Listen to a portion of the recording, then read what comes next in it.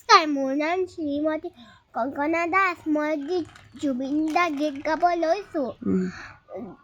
নাম হৈছে গীতটোৰ মায়াবিনী ৰাতিৰ বুকুত দেখা পালোঁ তোমাৰ ছবি। এতিয়া মই গাওঁতে কিবা ভুল ভ্ৰান্তি হ'লে শুধৰাই দিব।